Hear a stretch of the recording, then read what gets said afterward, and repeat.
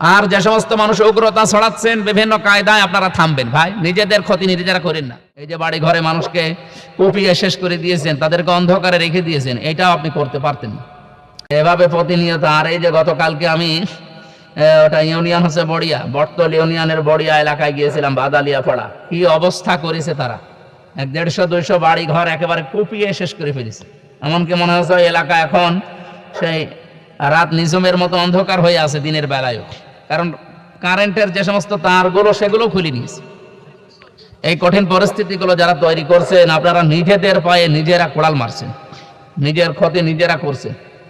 সংস্কৃতি বাংলাদেশে যা আরম্ভ হচ্ছে, এই ফ্যাসিস্ট আমলে যা হয়েছিল, এখনো যদি ওদের আরম্ভ হতে থাকে, শুধু ইসলামী বিশ্ববিদ্যালয় কুষ্টিয়া না, কয়েকদিন আবার পরে দেখবেন সরকারি কলেজে এরকম হত্যা আরম্ভ হয়েছে, কয়েকদিন পরে দেখবেন জগতে আরম্ভ হয়েছে।